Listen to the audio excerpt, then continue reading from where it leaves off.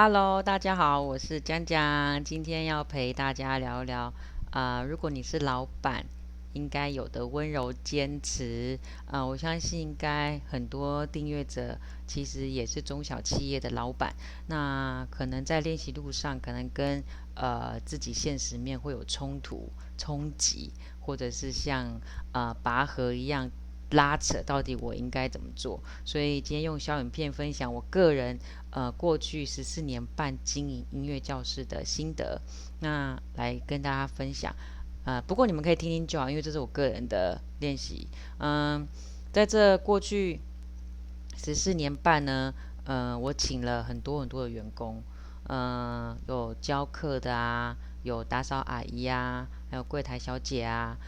所以这14年来来来去去的员工有很多。那当然也因为来来去去，也交了不少的朋友。也就是说，过去的这些员工可能跟我现在都变成好朋友，原生的啦，原生就会变成好朋友。缘浅的话，就可能就没有再联络。但有没有继续联络这件事情，对我来讲是不影响的，在练习路上也不影响的。好，我先讲哦。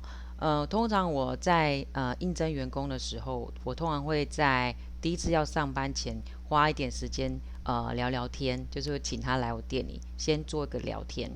嗯，聊天聊什么呢？聊我的故事，先讲我的故事给他知道，然后也让他聊聊他的故事。为什么？因为我希望在两个不认识的人呢，彼此找到一个平衡点。也就是说，如果他不知道我的个性，然后也不知道我的背景，就这样来上班了，什么都摸不着，其实上班会很战战兢兢的。我不知道你们会不会，我自己以前是这样走过来，就是以前还没当老板之前，其实都是这样不太了解老板的，所以在老板面前都是比较拘谨一点。所以我喜欢在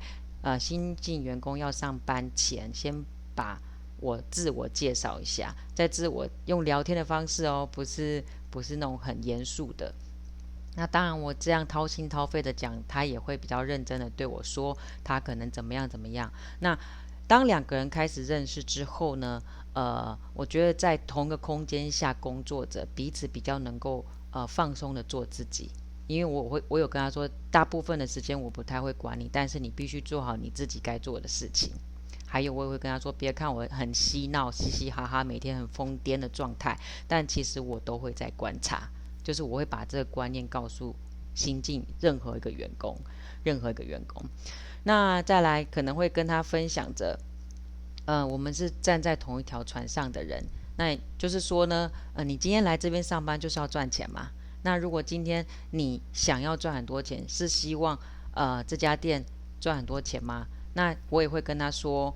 当然他不会，他一定不会希望我这家店赚很多钱啊，因为赚的不是他的钱。但是我要跟他说，我们是站在同一条船上的。为什么？因为我赚钱，你才会赚钱。也就是说，当我很努力的招生，如果你能够很努力的留下学生，是不是你的薪水就会变比较多？就是说，我们是共同体，我必须让他了解我们是共同体。好，观念给他之后，当然他就会新进来的都会很热血嘛，就是说好，我一定会做好这件事情的。然后所以当他有观念时，那人都会有惰性嘛，做久了就是本性就毕露啊。那可能就会发现他给他的学生他都留不住。如果我自己没有教课，我是不知道为什么他留不住。但因为我也自己有在教课，所以我会把我自己教课的经验跟他做分享。所以我可能就会第一次找他喝咖啡，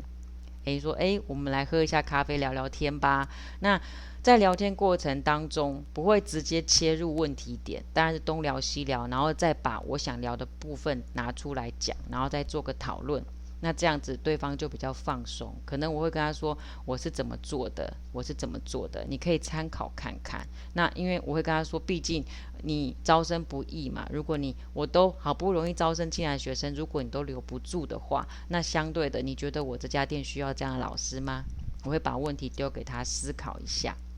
好，如果这样的老师一次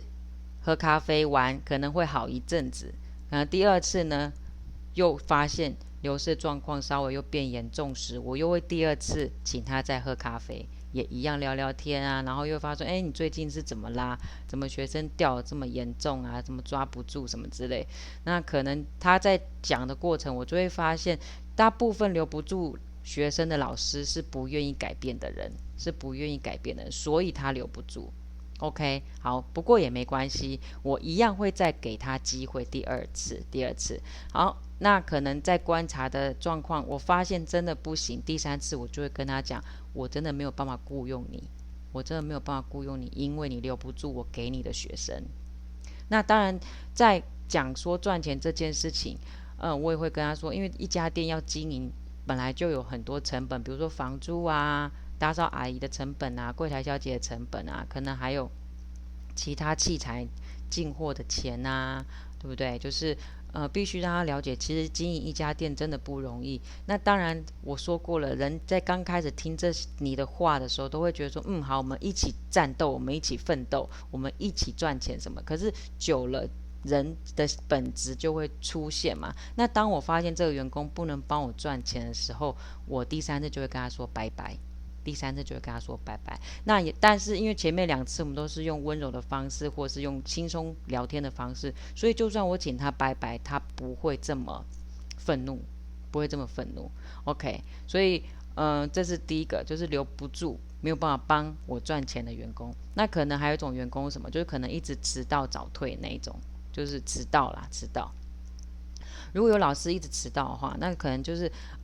刚开始当然我会跟他说啊，新进来的时候我就说迟到，我还蛮注重时间啊，就是上班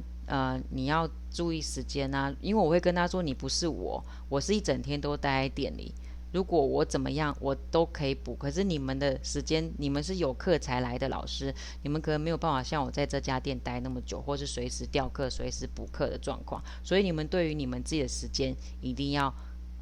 hold 住。那当我发现有个老师很爱迟到的时候，我可能就会像刚刚一样，请他喝咖啡，请他吃饭，然后我们可能会把这样的问题聊一下，然后让对方知道说，哎，你可能觉得没有差那5分钟、10分钟，可是柜台小姐或是我要面对家长帮你道歉，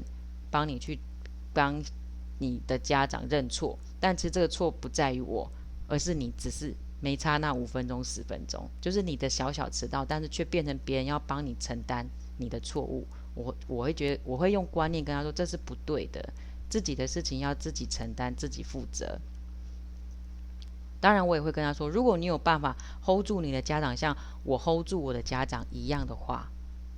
我是都 OK。但现在的状况就是你 hold 不住了，就是可能家长有情绪了，变成我或者是柜台小姐要帮你做道歉的动作，你是不是要反省一下，改变一下你这样的做法 ？OK，那如果第一次、第二次，但第一次跟第二次不会很短啦，会有一大段时间。那通常第三次就拜拜了。那通常第二次跟第三次的中间，我就会跟老天祈求，我就会跟老天说：“哎，老天爷啊，这不是我要用的人，可以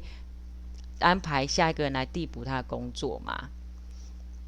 通常都还蛮顺利递补的啦，都还蛮顺利递补的。就是说，有一些不能用的员工，我不会一直用他。这跟什么凡事利他或什么都扯不上什么关系。其实我前面已经很利他了，比如说请他吃饭，请他喝咖啡，只为了去检讨我要检讨他的问题。但如果这个人一直都没有在问题上去做改善时，请问这是不是他自己造成的境呢？就是所有的境都是自己造成的嘛。那当然，我们做老板的本来就要有老板的态度。那其实我对员工真的都很好，都像一家人一样，不然我不会像刚刚讲的，虽然很多员工来来去去，但后面我跟这些过去的被废掉的员工都可以做朋友，你就可以知道我们在沟通的过程当中是温柔的，是没有冲突的。所以废掉一个员工不要有罪恶感，这只是一个事件来事件去，你必须要有一个老板的担当去做废掉这个动作而已，懂吗？那也不是说你是没有那个没有感情的动物或什么之类的。其实本来很多事件来事件去都在考验我们情绪要归零的状态，你只是去处理一件事情而已。那当然在要离开的时候，我可能还会请他吃饭，谢谢他过去这一段期间对我店的付出。那错的部分我就不会去讲，我会感谢他这段日子的付出。所以我跟员工来来去去的员工到现在都很多都是好朋友，所以我刚刚说我交了很多好朋友，就是因为这样。那所以我觉得，当老板呢，不要把跟员工之间相处，把它想成很困难，或者是很抵触你在练习路上的道理，那就要放轻松。当然，要很多的耐心去理解员工的不会，要花更多时间跟员工沟通，或者是谈你的想法，就是用讨论的。我觉得这一段关系才会变柔软，而不是用老板指责员工你做的不好。我通常都是用用沟通，喜欢在吃饭喝咖啡的状态去讲这件事情，所以这是我个人处理，所以不要觉得废掉人是好像犯了一个错事，记得世界没有对错，那一切的境也不过就是他自己去造就来的，所以用平静的心去看待一切。那我今天分享小小的这些心得，希望对中小企业的老板有一些帮助哦。I love you，拜拜。